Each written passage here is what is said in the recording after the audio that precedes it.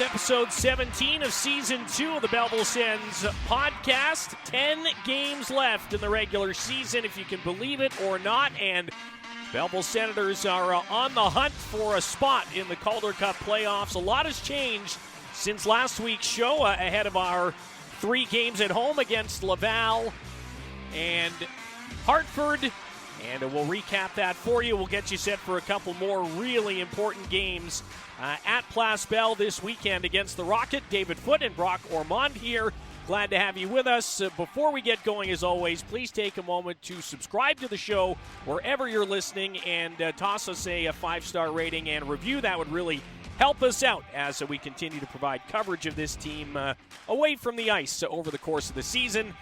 Time winding down, Brock, and generally speaking, not a great week at home for the Sens last weekend. 3 losses and finding themselves just outside of the playoff picture as we head into about the 3rd or 4th last week of the season. Yeah, it was a missed opportunity, to put it mildly, on the weekend. 3 straight home games against teams that were pretty much in their same ballpark, with the Laval Rocket playing twice and then the Hartford Wolfpack. And all 3 games, offense was a little hard to come by. And Belleville did have a 2-0 lead in the first period on Friday night, and they had a great start, and they looked like they were taking it to Laval, and then all of a sudden the Rocket just turned the tables abruptly with goals in about a minute and a half or so in the third period, including a beauty from David Reinbacher, the debutant, as you put it, on Friday night in his AHL debut. Scored a beauty goal. That tied it, and Laval took it over from there. Logan Mailloux with the winner. Then Saturday night, it was tough sledding, to say the least. Laval gave Belleville all they could handle and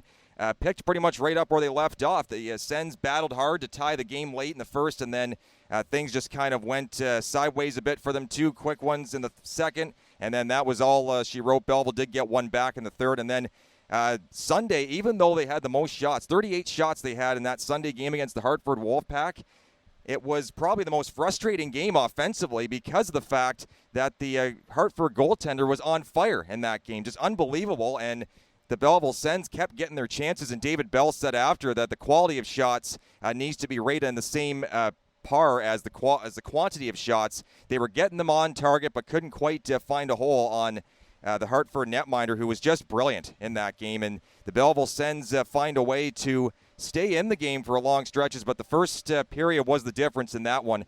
2 quick ones from Hartford. Brennan Othman takes advantage of a turnover, and then they sink another one home, and Belleville's playing catch-up again through much of Sunday afternoon, and it ended up coming back to bite them in the end. So golden opportunity misfired on by the Sens, but they're still competitive, staying in games. They did get 1 point, which should help a bit, but when you leave 5 other ones on the table, 5 big ones, it can be tough. But the Sens certainly showed a lot of grit and a lot of character, and the heart is certainly there with this team. And I mean, all it takes is for 4 points this weekend against Laval, and they're right back in the thick of it again. So they're not out of it by any stretch of the imagination, but certainly a missed opportunity for sure. Yeah, and this is Wednesday morning that we are recording this, the 27th of March. Just about everybody else, scratch that, everybody else in the division, save for Belleville, plays tonight on this Wednesday. So if you're listening to this on Thursday, things could look a little bit different. If you're listening to this Friday, Saturday, I guarantee things will be different once everybody starts playing again. But,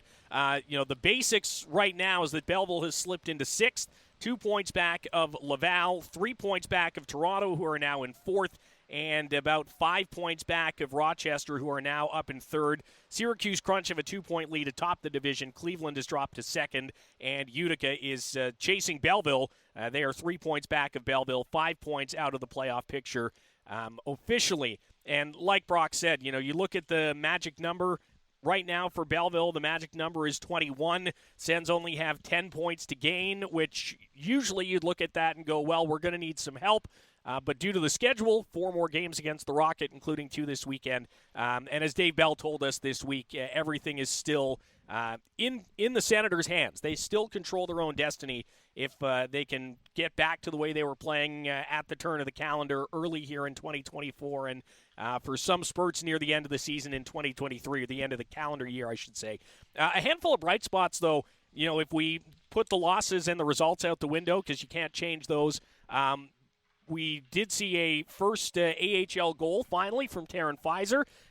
We're going to talk to him hopefully on one of the broadcasts this week just about cracking that milestone. We saw him chuck the monkey off the back. Hint, hint, that might be our highlight of the week this week. So you'll hear that call later. But maybe just a thought, Brock, on the how much that can mean to a player like that. We heard from Dave Bell saying that Fize is a kid who scored a lot in junior. Typical story we hear about the AHL.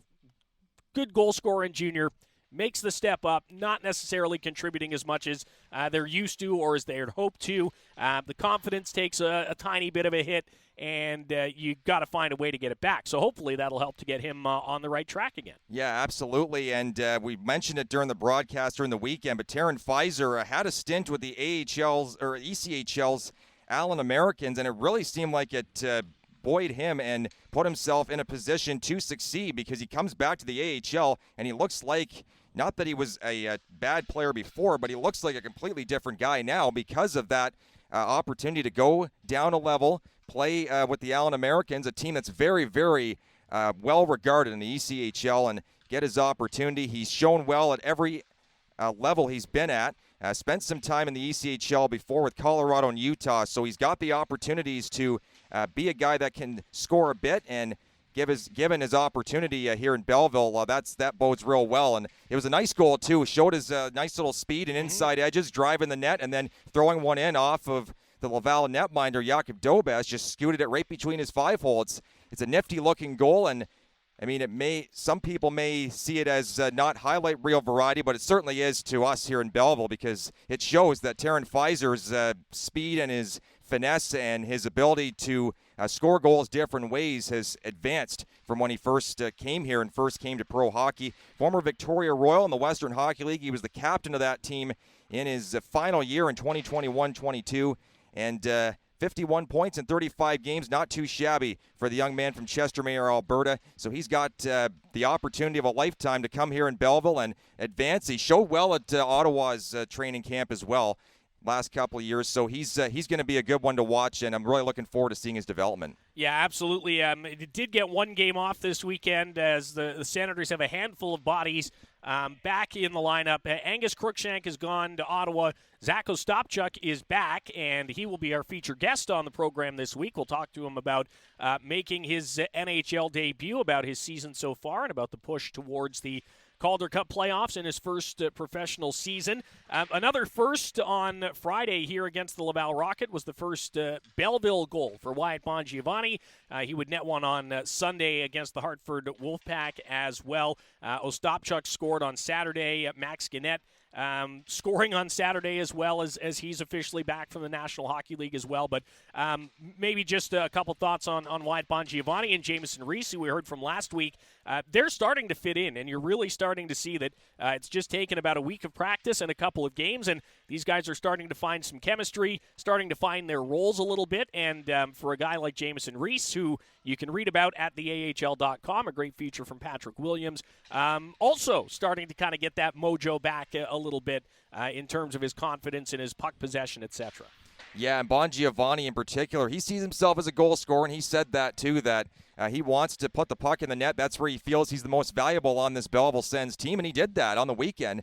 Couple of nice ones too, and his first one came Friday night. It was a nice little play where he got sprung in a break and then went in on the backhand, tried to slip it by Dobish. He was stopped, but then he stuck with it. Didn't just blow by the net and let Dobish cover and then play it off to a defenseman. He just decided to keep cracking at it, backhands it home, and nice to lift that weight off his shoulders for sure. Bongiovanni is a NCAA Division I Quinnipiac graduate, and he said that that's where he made his bread and butter when he played in NCAA and in junior, is by scoring goals, and he wants to do that again here in Belleville, and so far it seems like it's paid off. He was, I would say, one of the best, if not the best forward in the Belleville Sens lineup over the weekend. And Jamieson Reese, too, starting to show a little more confidence, maybe a little nerves sinking in for him because of the fact that he's joining a team that's been so competitive this year. Had a tough road in Charlotte with the Checkers, but he comes back and playing in his third team this season. He ends up looking like he's not too far out of place in the last 4 games he's played.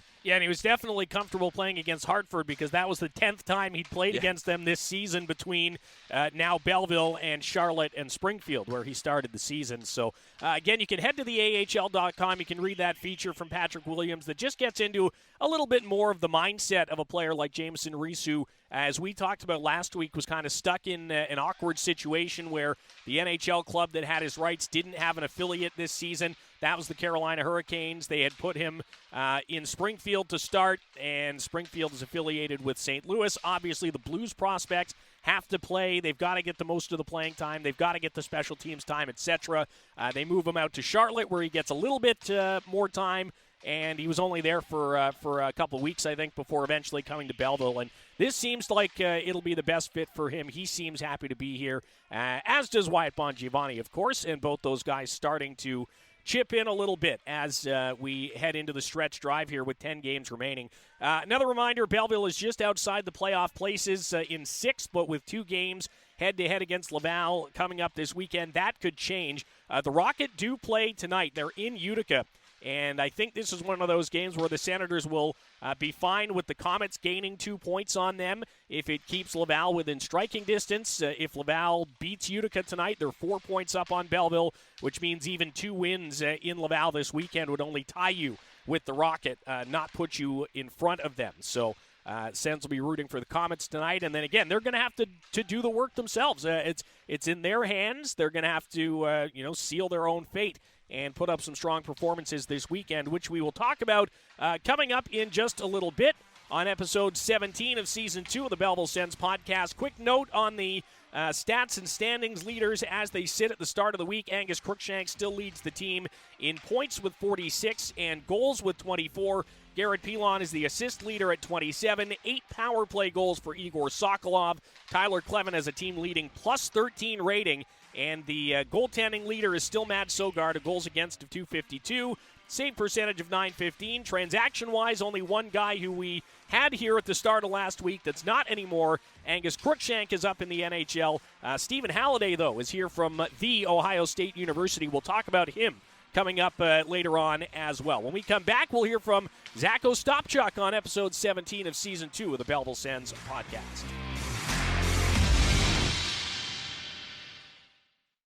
Stay ahead of the game. Plan now for the next season of Belleville Senators hockey. 2024-25 renewals and new seat packages are on sale now. Visit BellevilleSens.com to receive information on pricing and learn about the exclusive benefits season seat members receive. Because you want to be in on all Sens hockey action. Plan to get in the game. More on season seat memberships at BellevilleSens.com. Go Sens, go!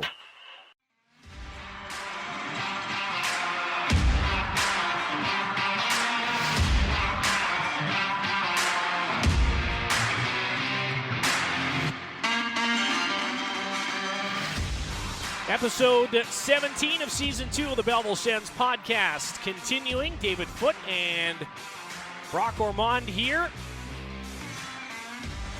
Just watching some skills practice right now. Guys going through the motions. Well, not the motions. Getting put through their paces is probably the better way to put it. Ahead of a couple of really big games in Laval this weekend, Friday and Saturday, the 29th and 30th. Already hearing that Place Bell is going to be sold out, which is not a surprise. Sens will be back home next week for 2 games against the Springfield Thunderbirds on Friday, the 5th of April. That's Jamison Rees' old team, the AHL affiliate of the St. Louis Blues. And then on Saturday, April 6th, the Syracuse Crunch make their first of 2 visits here before the end of the season. The Tampa Bay Lightning's affiliate, a divisional rival, and it's Country Night on April 6th, presented by Cool 100. Lots going on, some concert tickets up for grabs and more. So you can get tickets to either of those games at Ticketmaster.ca or head to BellevilleSens.com and find out more about our group activations, premium packages, and season seat memberships, which are on sale for 2024-25 as well. Big week coming up. We'll hold you in suspense a little bit before we start talking about next week, because this segment we're going to dedicate to a guy who just made his NHL debut about a week or so ago and has returned to the Belleville Sens and made an impact on the weekend. We're talking about Zack Ostapchuk, who got back on the score sheet, scoring his first goal for the Sens since returning from the NHL on the weekend against Laval. And when Angus Crookshank went up and Zack Ostapchuk came down, a lot of fans were maybe a little disappointed to not have both of those guys back in the lineup. Obviously, they'd certainly help, but in talking to Dave Bell about that switch, he basically said it's a center for a center, essentially, and we can work with either of these two guys, let alone with both of them together. And Zack Ostapchuk seemed to have a little bit more juice after coming back from the NHL. Not that he was lacking really before he left, but some good energy and, again, some good contribution from Zack Ostapchuk this weekend. Yeah, he had a bit of jump in his step for sure. Got a nice goal and a nice deflection goal off of a hard pass from Tyler Clevin on the Saturday game that tied the score late in the first period. So nice to have him rewarded. It was his 14th goal of the year, one of the top scoring goal scorers for rookies in the AHL this year. And again, much like Bon Giovanni, that's where he gets his cookies, if you will, is by scoring goals. And he did it in the Western League. He's done it here so far in the AHL, and he certainly does not play like he's a 20-some-year-old rookie, because he has been unbelievable in terms of anywhere he's played in the lineup, he's been successful. And sometimes he's got to take that role where he's not scoring. He's got to lock things down defensively. He's got to play responsible in the middle of the ice. And David Bell can plug him into anywhere in the lineup, any little position that he has and any little role, and he'll be successful. Seen him a bit on the penalty kill. I believe he's got a bit of power play time this year as well, off and on. So talk about having a lot of respect for your young guy. And it seems like it is more of a young guy's game now, because these 19 and 20 and 21-year-olds are getting their opportunities in their first years of pro hockey that maybe they weren't getting. Maybe they had to sit and wait and earn their stripes a little bit. And Zack Ostapchuk is a guy that has been given those opportunities at a young age, and he's in his first professional season, he gets a chance at playing for the Ottawa Sens 6 games. So it's a nice little way to get your feet wet, and obviously learning from Angus Crookshank and all the myriad of other players that have come from the Belleville to Ottawa trains. So nice work for Zack Ostapchuk, and very well deserved, because he certainly has the ability to be a true great professional. And Belleville and Ottawa, that pipeline works wonders once again. And you talk about the opportunity, and he was earning that opportunity almost immediately in the National Hockey League.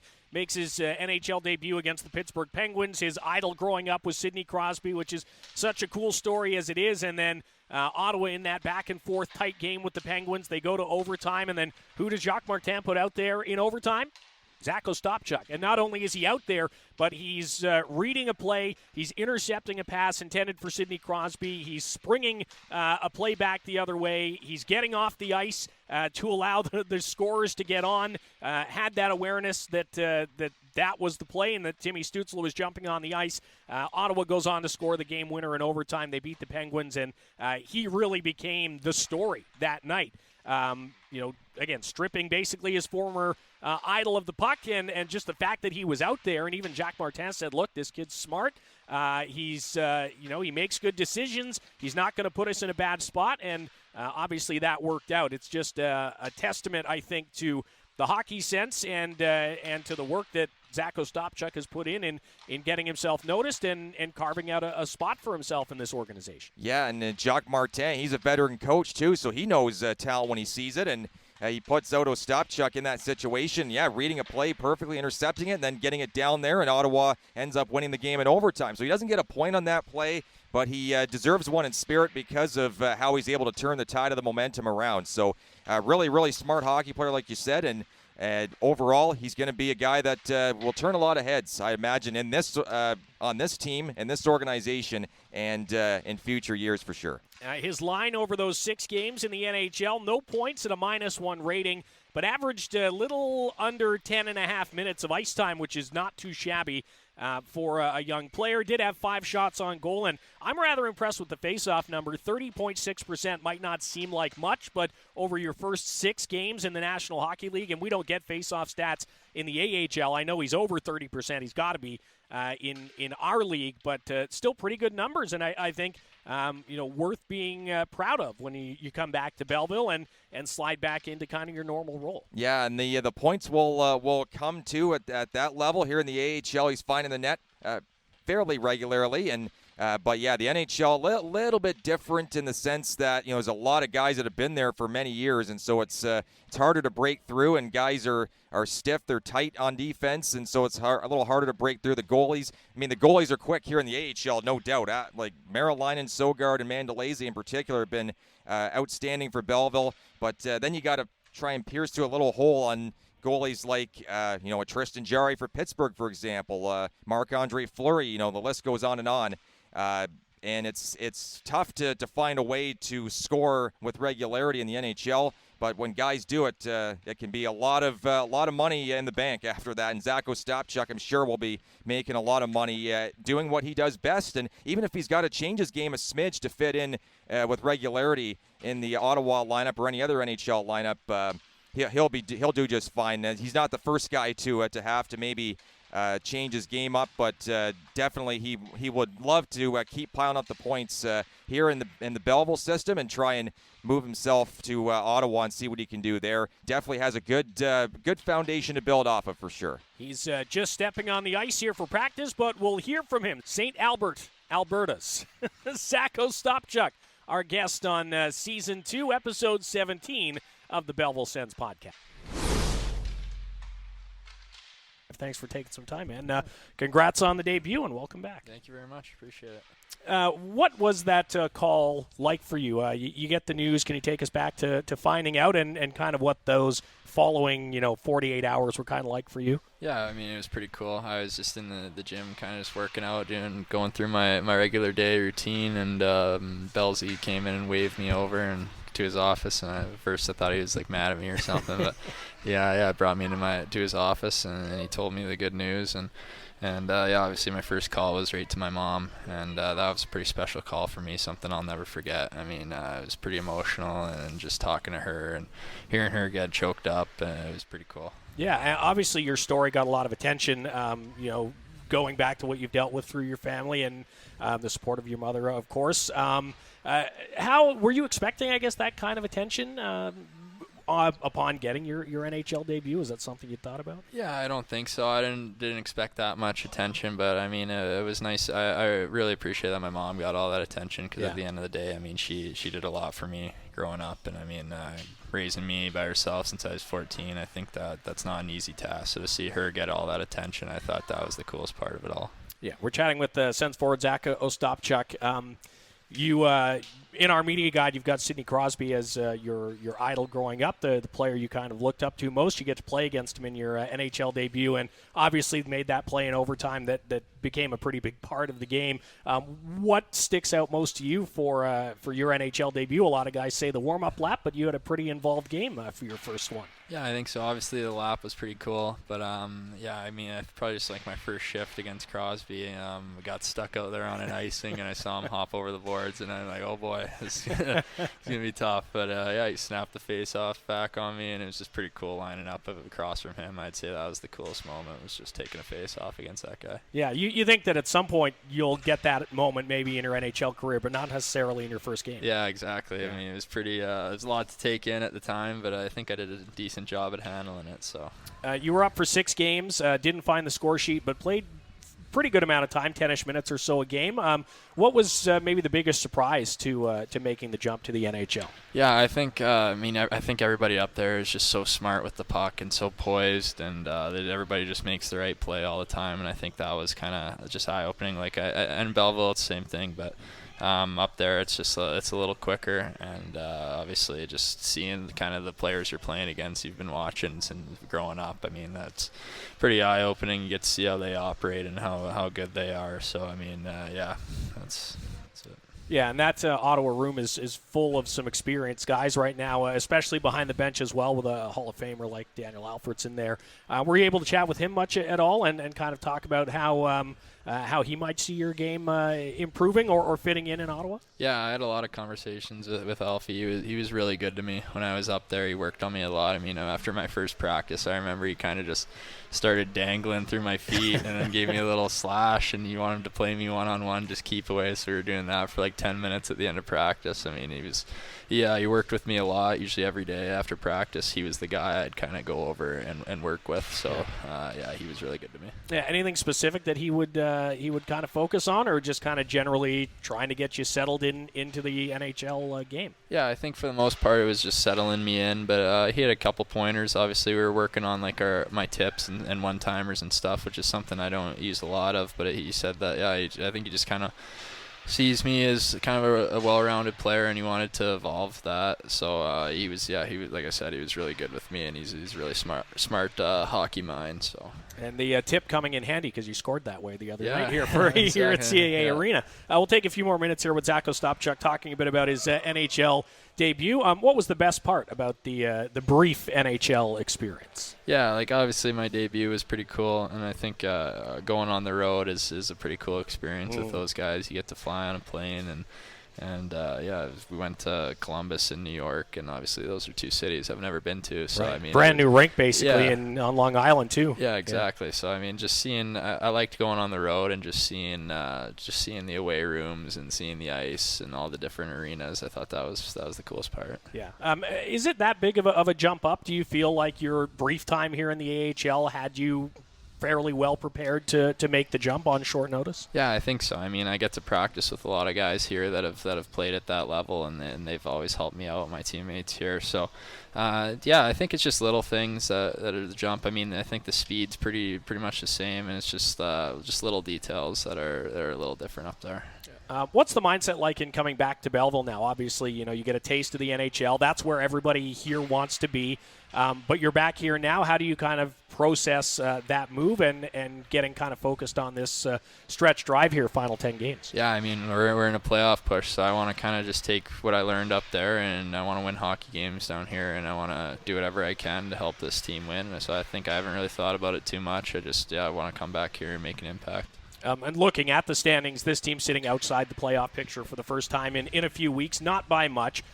What's kind of the mindset, the mood around the group right now heading into a couple of really, really big games here in Laval this weekend? Yeah, I think we see the importance of this upcoming weekend in the games. I mean, we play like our division 9 times in our last 10 games, so I mean they're all big games, and I think we realize that we gotta play desperate at this time of the year. So we need to crawl into a playoff spot, and we need to keep ourselves there, and so I think we just see the importance of all these games, and we have a sense of confidence around this room that we can do it, and it's going to be exciting. Yeah, it's not like you haven't beaten these teams before throughout the course of the year, and everybody obviously is raising their level this time of the season. I guess if it comes to maybe generating some more offense, getting a few more past the opposing netminders, how can you guys do that? Because the chances are certainly coming, and they were last weekend. Yeah, 100%. I mean, we're getting our looks, but there's not going in. I mean, we've been working this week. We're working on our scoring quite a bit, so I mean, we know we got to score a few more goals, and we've been working on our power play a lot, and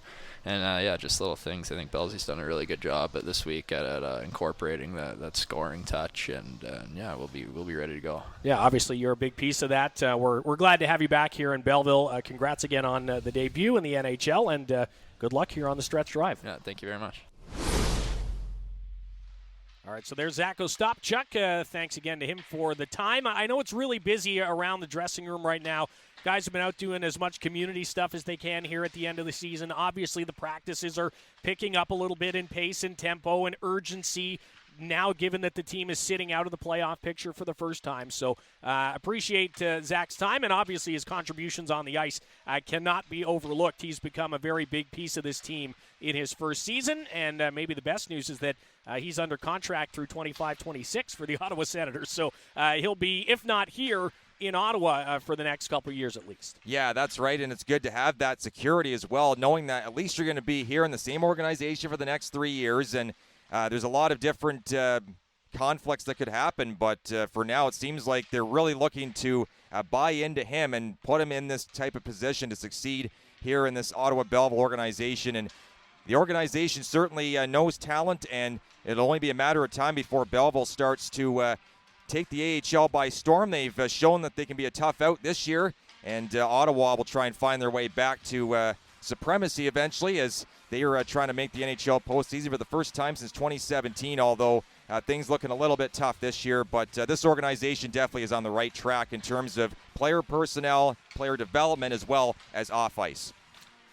Yeah, and Zack Ostapchuk, a big piece of the puzzle this season and beyond. Again, thanks to him for his time. We'll take a short break. When we come back, we'll get you set for two really, really, really, really, really big games against the Laval Rocket. Really big. Really big. That's coming up on Season 2, Episode 17 of the Belleville Sens podcast. Stay with us.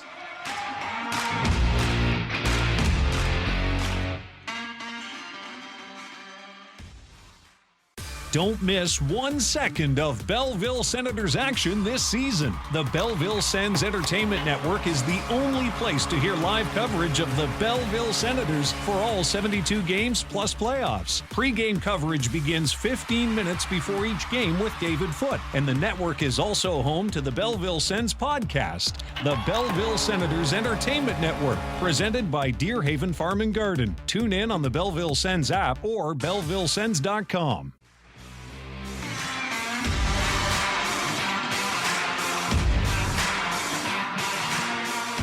Season 2, Episode 17 of the Belleville Sens podcast, beginning to wind down. David Foote, Brock Ormond here. Thanks again for staying with us on this week's show.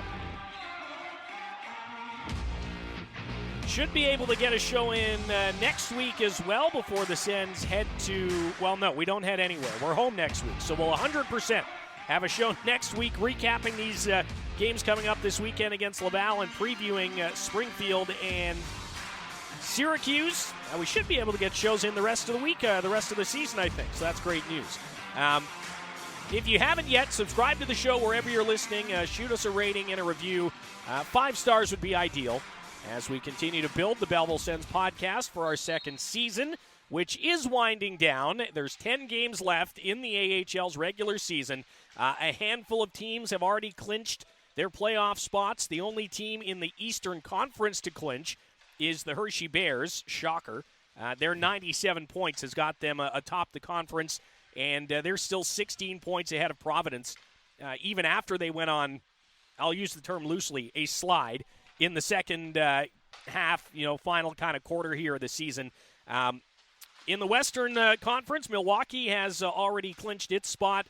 In the Central, Coachella Valley has clinched its spot. In the Pacific, I think Tucson and potentially Grand Rapids can clinch tonight. So a lot of teams starting to lock up their spots, but not the Belleville Senators, and to no fault of their own, really, because nobody in the entire North Division is realistically anywhere near clinching.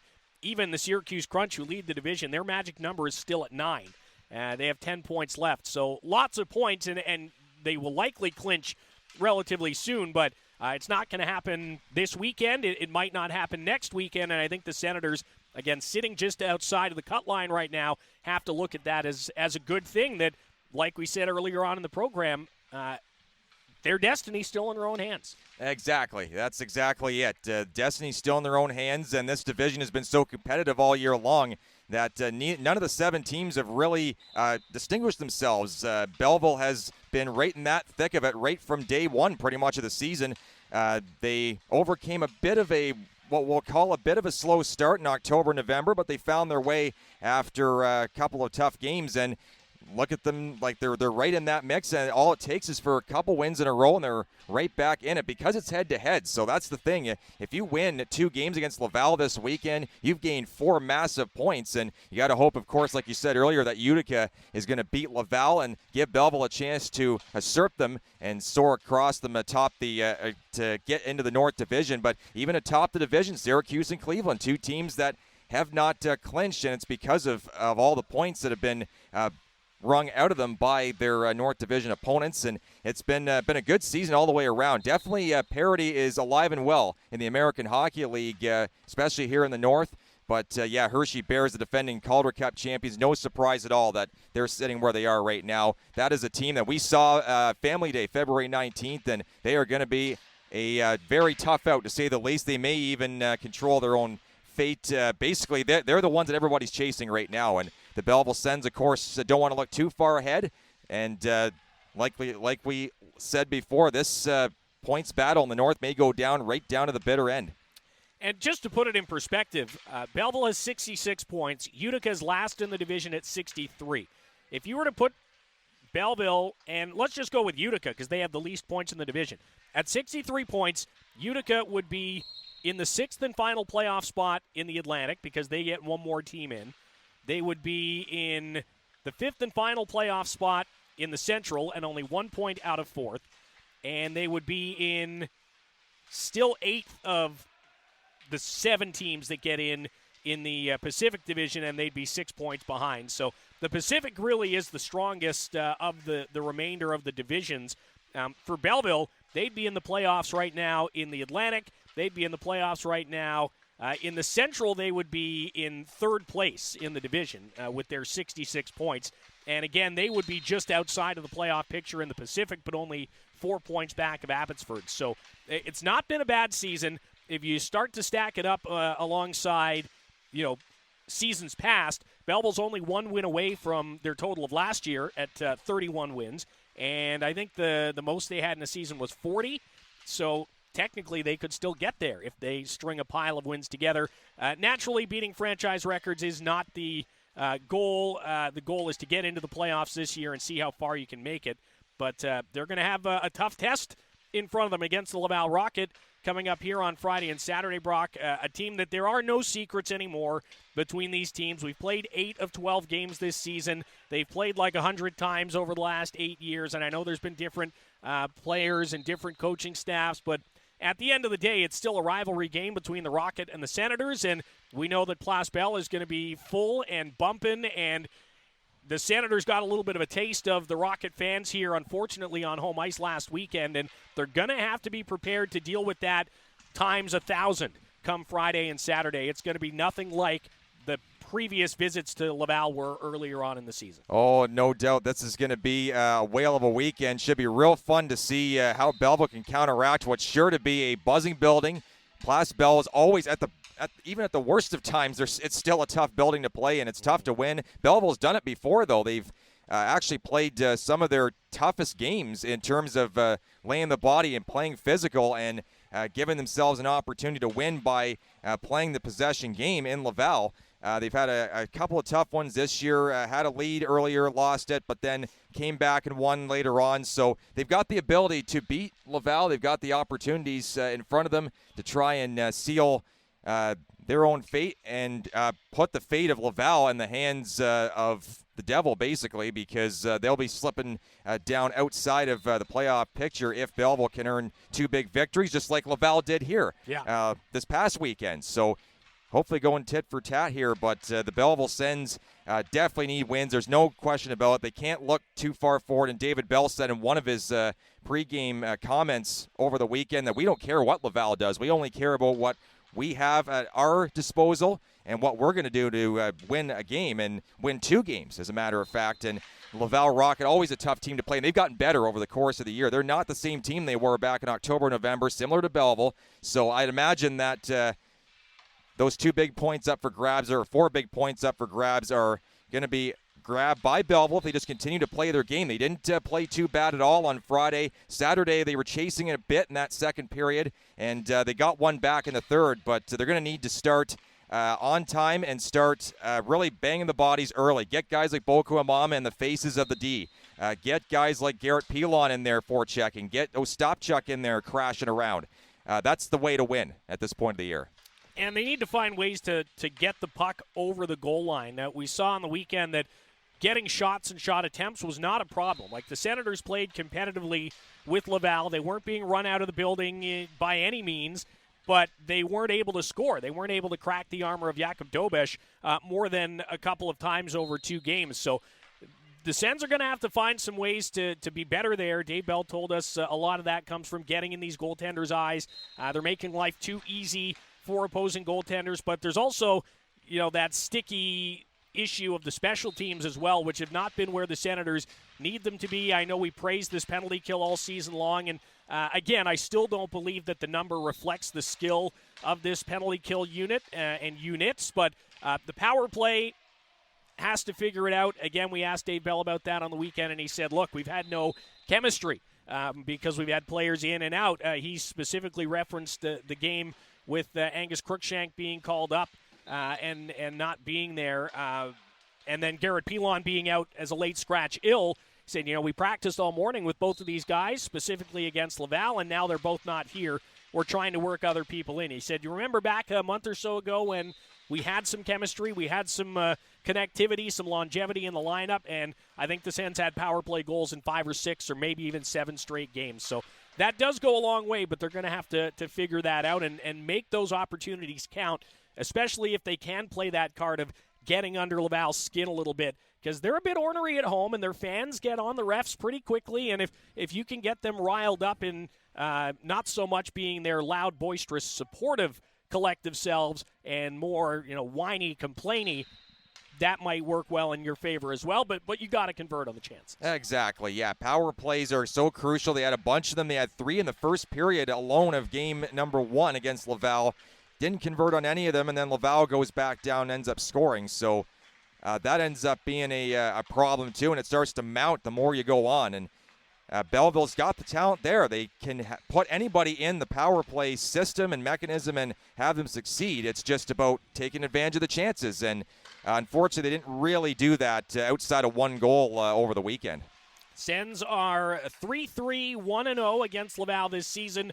1-2, 0-0 against the Rocket away from home. Their last visit to Laval, a 5-2 loss on Friday, January the 19th. The Senators did have a big win in Laval on Saturday, October 21st, way back at the start of the season, and they'll have to do it again here this weekend.